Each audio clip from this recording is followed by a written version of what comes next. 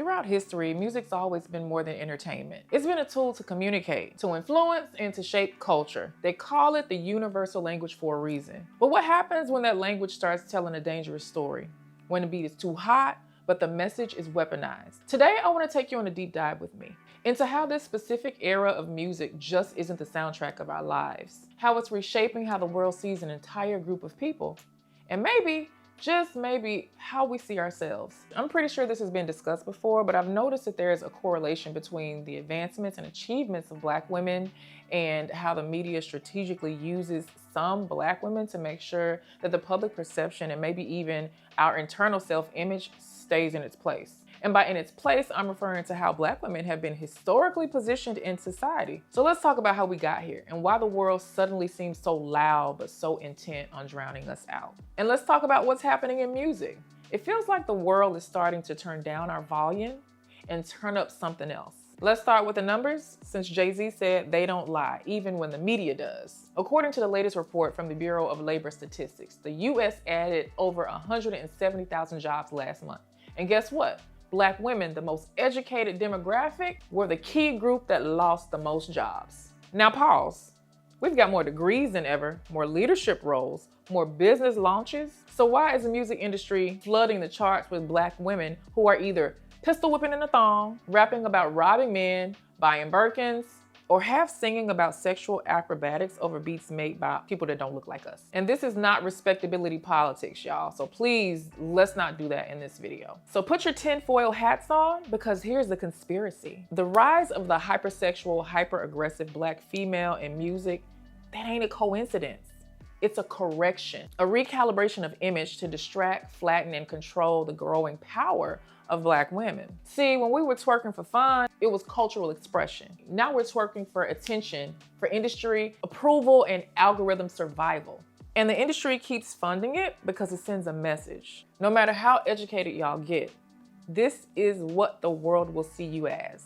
Not policy experts, not deans of colleges, not doulas, coders, founders, or mayors, but digital hoes hopping over cute beats. The machine only prints out one kind of permission slip for Black female fame right now, and it involves ass, attitude, and aggression. So what's the real message? My theory is Black women are getting too powerful, too confident, too visible in rooms that were not built for us to sit at the table. We were only supposed to be serving those at the table. And instead of celebrating it, the powers that be decided, let's shift the spotlight, let's drown them out with the decibels of distraction. That's why the charts are crowded with caricatures. No shade to the caricatures. Y'all make fun music. Because if they keep us loud but not heard, visible but not respected, viral but not valued, then they don't really have to deal with us running stuff. For real, for real. Throughout history, Black women have held society together, but have never really been credited for it. We were the caretakers of white children, sexualized objects, mammies, maids, and later we became the backbone of movements that we were not even allowed to lead. Our image has swung between extremes.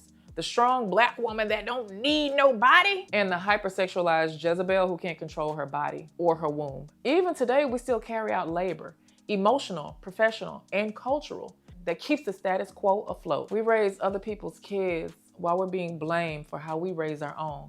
We get degrees, we build businesses, we vote in record numbers, and still we're seen as angry or aggressive or too much. But here's where it gets interesting.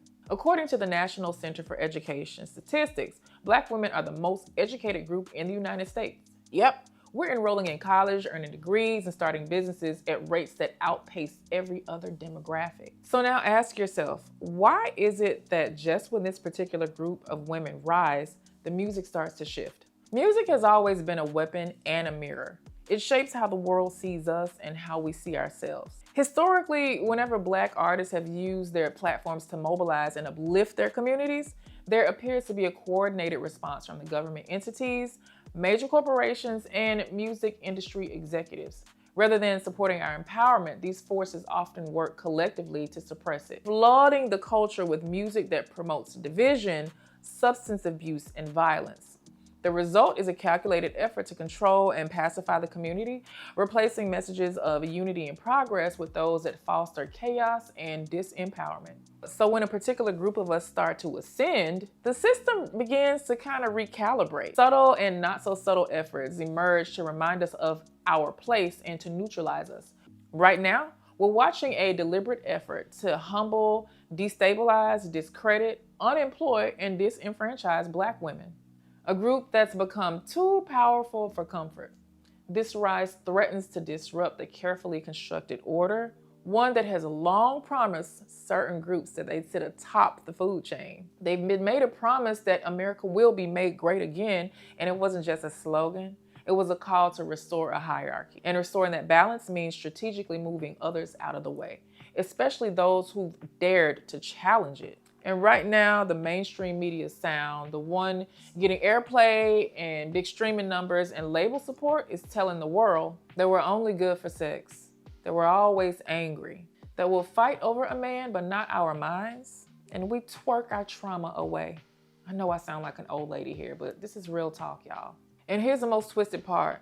The message is not really being pushed by outsiders alone. Often it's Black women and Black adjacent women performing this content.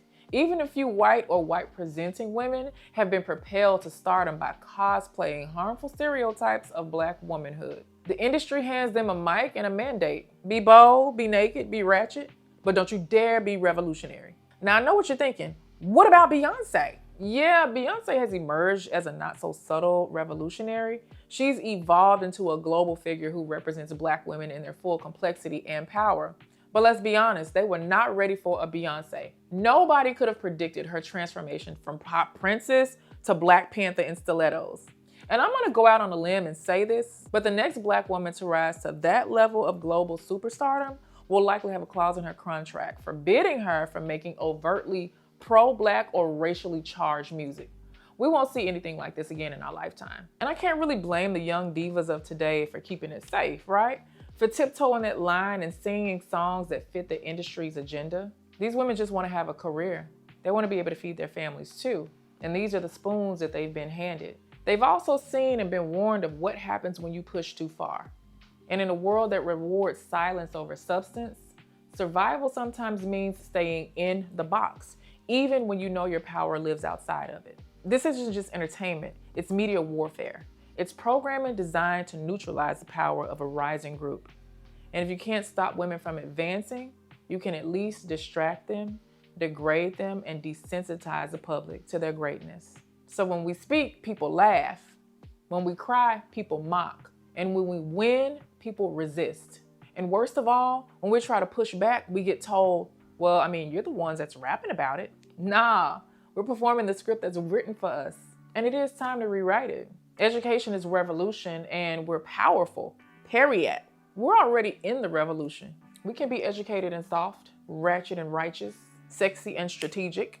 But what we won't be, well, what we shouldn't be, is used as pawns in a system designed to silence us with our own voices. So listen, if any of this made you think, I want you to drop a comment.